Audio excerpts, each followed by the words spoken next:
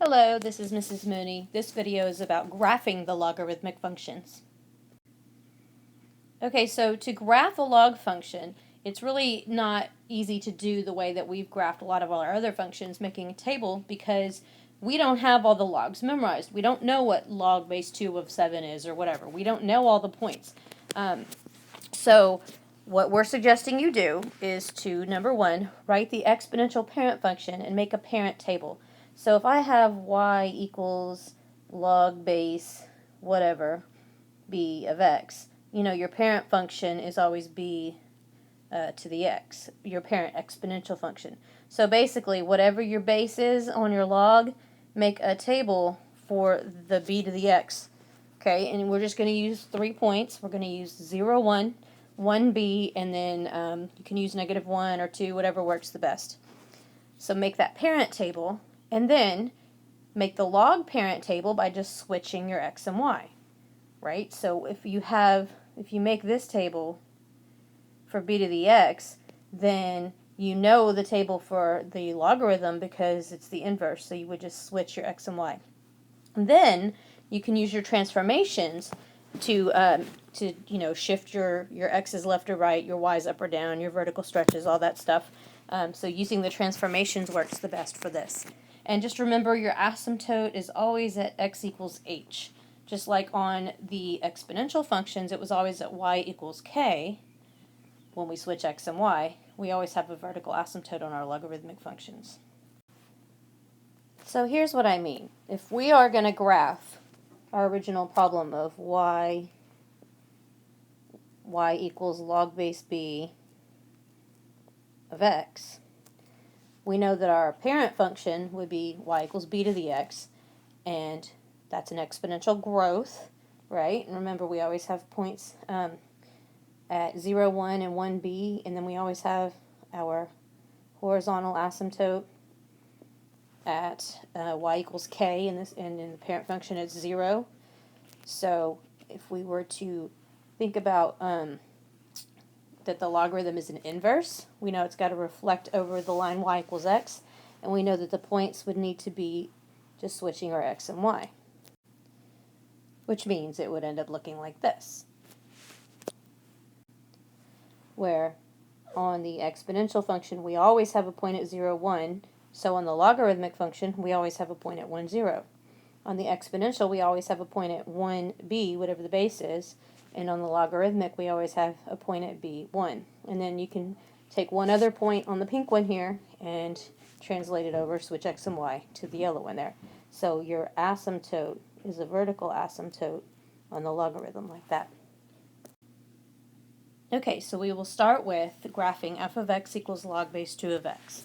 So our parent function, our exponential parent function, is y equals 2 to the x. And if we make a basic table for that, I will use -1, 0, and 1, because 2 to the -1 is 1/2, 2 to the 0 is 1, 0, 1, and then 1b. 2 to the first power is 2. Which means that the table for the logarithm, which we know is the inverse, we're just going to switch x and y. So the logarithms table, now the y's are -1, 0, and 1, and the x's are 1/2 and 1 and 2. So we'll plot those points. We have a point at 1/2, -1, and at 1, 0, and at 2, 1. You can't see the yellow very well, can you? Make it pink. 2, 1. And we know the asymptote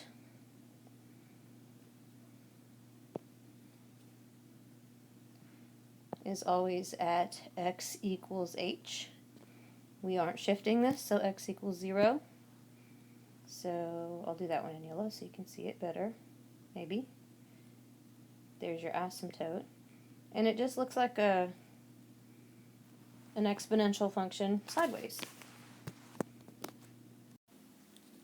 So now let's try one that has some transformations. Remember, we're going to start with our parent exponential function. The base is 2, so our parent exponential function is 2 to the x.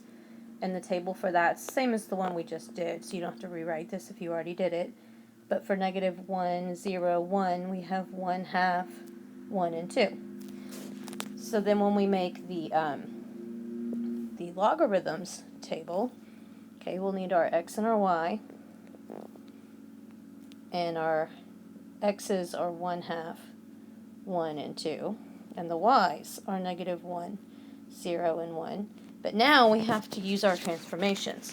So when we look at this minus 3 here means we are going to shift to the right 3 units. And the plus 1 means we're going to shift up 1. So in our table, for all the y values, since we're going up 1, we're going to need to add 1 to all the y values. And for the x values, because we're going right 3, we're going to need to add 3. Because it says minus 3 in the equation, but we're going to add 3 because we know it goes right 3. So negative 1 plus 1 is 0, 0 plus 1 is 1, and 1 plus 1 is 2. 1/2 plus 3 would be 3.5. 1 plus 3 would be 4, and 2 plus 3 would be 5. So now we're going to plot these outer points here. So in plotting these points, we'll go 3.5, 0, so it'll be about right there.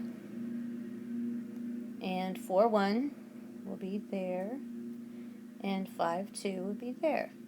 And we know our asymptote is at, I did not leave myself room to write this, hold on. It's always at x equals h, and our h is 3. We're going to the right 3. So our asymptote is at x equals 3.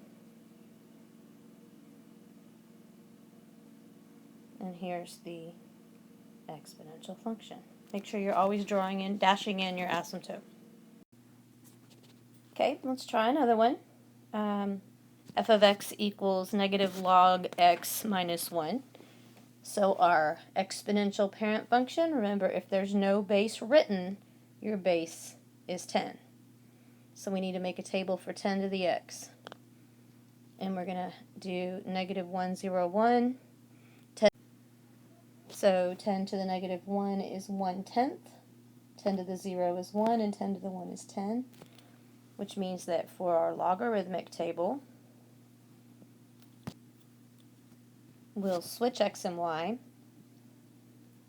making our x's 1/10 and 1 and 10, and the y's will be negative 1, 0, 1. And then we need to apply our transformations. So for this one, we know that there's a negative out in front. And a negative out in front reflects it over the x-axis, which means that it's going to take your y values and switch the sign on them. Okay, so if we just make all our y's negative, or we switch the sign on them, negative 1 becomes positive 1, 0 is still 0, and 1 becomes negative 1. And then we have this minus 1 here, and that's not in parentheses. So if it's not in parentheses, that means we're shifting it down 1. And if we're shifting it down 1, we now take all of the negative, or the y's that we switched, and we have to take away 1. So 1 minus 1 is 0, 0 minus 1 is negative 1, and negative 1 minus 1 would be negative 2. So when we go to plot that, our asymptote at x equals h, we don't have an h, so x equals 0. This one did not shift horizontally. And then we have points at 1/10 and 0, and 1, negative 1, and 10, negative 2.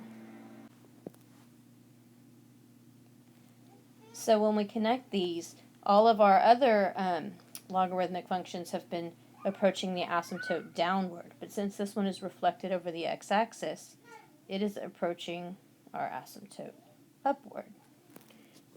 Just like that. Okay, here's one that's going to have a vertical stretch and a horizontal translation right 4. Sorry, my toddler is yelling in the background, but let's make our parent exponential function. The base is 2, so 2 to the x is, again, 1/2 for negative 1, 1/2, 0, 1, and 1, 2. So our logarithmic table will be 1/2, 1 and 2 with negative 1, 0, 1. All right, now we are vertically stretching by 3. So I need to take my y's and multiply them all by 3. So negative 3, 0, 3. And then I'm going right 4. So I need to add 4 to all my x values. So that would be 4.5 and 5 and 6. Okay, so our asymptote is at x equals h, so x equals 4, positive 4. Always dash that in. Try to make it prettier than mine. Then we'll plot our points at 4.5 and negative 3, 5, 0, 6, 3. And it approaches downward. There you go. Okay, one more because I wanted to do one with a natural log. So our exponential parent function, remember the base on the natural log is e. So e to the x. Okay, when we make our table, if I go negative 1, 0, 1, negative 1, e to the negative 1, that's 1 over e, or 1 over about 2.7. And I know you probably don't know exactly what that is, but you do know that 2.7 is between 2 and 3. So we know that 1 over 2.7 will be between 1/2 and 1/3. And as tiny as this grid is, that's all you need to know. Right? E to the 0 is 1, and e to the 1 is e, which is about 2.7. So now we'll make our table for the logarithm. And we'll have 1 over 2.7, negative 1. She is having fun in there. And we'll have 1, 0, and 2.71. Then we apply our transformations. We've got a negative 3 out in front. So that's going to be a reflection over the x-axis and a vertical stretch by 3. And we have an x minus 1 in parentheses. So that's going to shift it to the right 1. Alright, so I'm going to take my y's, and since I'm reflecting it over the x-axis and vertically stretching it by 3, I'm going to take a little shortcut. I'm going to multiply by negative 3, because I would have to negate them all and multiply by 3. I can do that all at the same time. So negative 1 times negative 3 is 3, 0, and then negative 3. And then for the x's, I need to go right 1, so I need to add 1 to all the x's. So I have 1 plus 1 over 2.7. And I have 2 and 3.7. So let's plot those on the graph. The asymptote is always at x equals h, and h is 1. X equals 1. We went right 1. Okay, then I need to put a point at 1 plus a little more than a third, and then 3. So there, just right there, right next to the dotted line. 2, 0, and 3.7, and negative 3. This one's approaching upward because of that reflection over the x-axis. Alright, so I hope that's enough examples for you guys for graphing the logarithms. And I hope you have a wonderful day. And here's a joke just to make your day. Y'all have a good one.